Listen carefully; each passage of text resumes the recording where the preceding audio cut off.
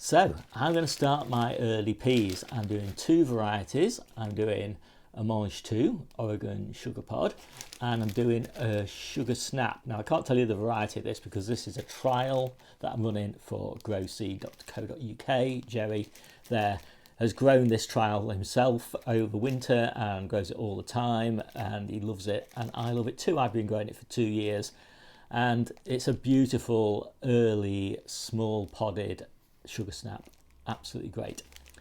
I don't find though that I get them any earlier by overwintering them than I do by starting them now, and it means that I don't have those plants overwinter in my polytunnel, which means I get an extra crop out of my polytunnel, something like lettuce or spinach or salad onions or something like that. So I start them now, so kind of early to middle of January is a good time, provided you can grow them under cover. So I have a guide to growing peas, not quite all year round, although if you grow the shoots and not for the pods, then you can grow them all year round. So I've got this guide, it's nice, it's just part of my suite of growing guides, there's about 50 of those probably now, and you can take a look at that. So I'll just put it up at the side of this video and just scroll through it a little bit. So the way I tend to do it is I start these indoors in a 6-cell tray. Let me just grab a 6-cell tray so you know what I mean. Right, I'm back. So this is a 6-cell tray. I'm putting 3 seeds in each module here, and then I'll plant them at about a 6-inch distance or something like that. I'm going to plant them under cover in a low tunnel. At the back of the low tunnel, the north side of the low tunnel, so they don't shade the lettuces that are currently in that tunnel.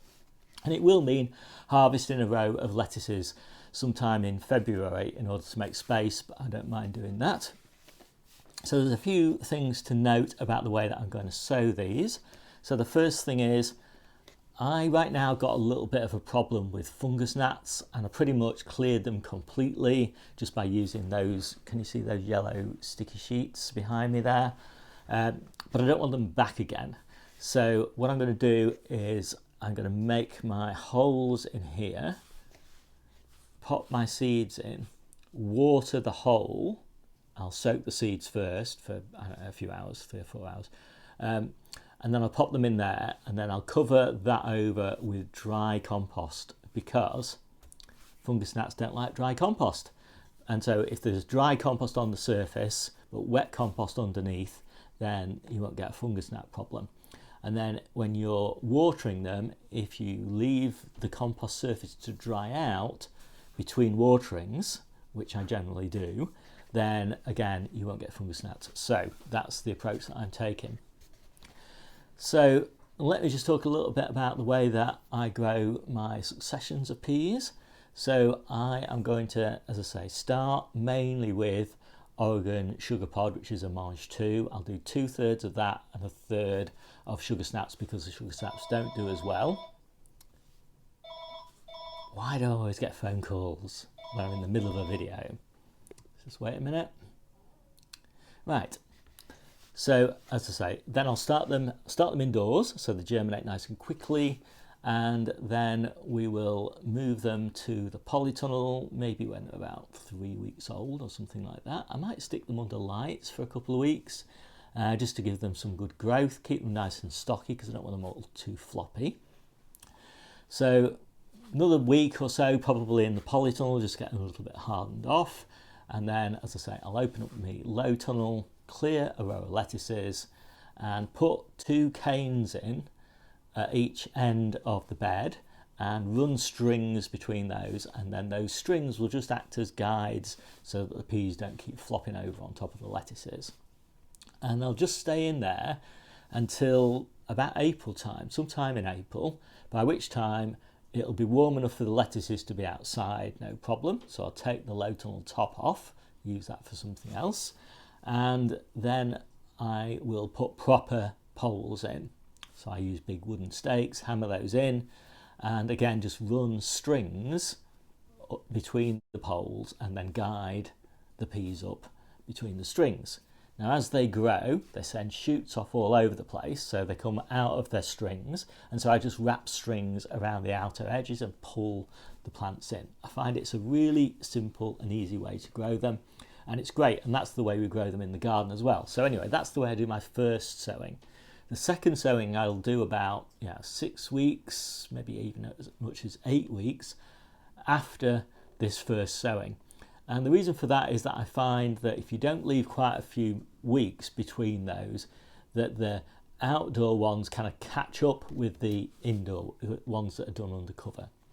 So I want to leave a gap because I don't want them all to come together. And most of what I'll do then is going to be in the back garden, and it'll be on my bean and pea frame. And that I also do with strings. I just have strings looped around, they grow up there and they look lovely. So our garden's an ornamental kitchen garden, so we want it to look nice. So they just grow up between the strings. I might start them off under a little bit of fleece, but they're not under it for very long. It's just whilst they're hardening off really. Most of what I grow are going to be sugar snaps. And the reason I do sugar snaps really is because we eat the vast majority of our peas fresh, or we cook them kind of on the day of harvest, or certainly within a few days of harvest. But mostly we're just eating fresh, and sugar snaps are obviously beautiful to eat fresh.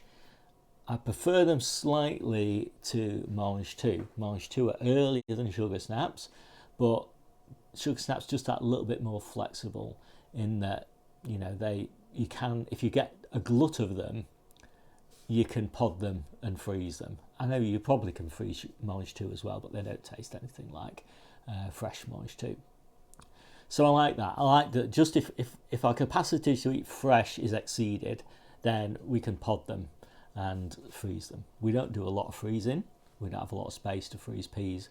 And we generally don't eat peas out of season, which means that this year we're also going to try and experiment with a late pea that doesn't get mildew. So typically that's what happens. Your peas get mildew if you grow them in summer, so generally you want to grow them in spring. And the other problem is obviously pea moth. Now we've never had pea moth because we generally grow early, and we switch over to beans later on in the season when pea moth's around. So what we're doing is early ones and late ones with nothing kind of in the middle. And you can see all these successions and the details of them and the growing techniques and things in the ebook. And maybe that's everything that I've got to say about it. Yeah, I think so. So I think I'm done. I'll probably just show you the peas once they're in these trays, and then fingers crossed we'll be eating peas in May. And I love the combination of peas, super sweet, and strawberries, which I also get in May on my allotment because I grow them in the polytunnel in hanging baskets, and it's just the favourite breakfast for me. That is truly like when I think spring has really arrived, not when the weather arrives, but when I'm eating peas and strawberries for breakfast. My name's Steve, this is the Seaside Kitchen Garden and Allotment channel, and I'll see you soon.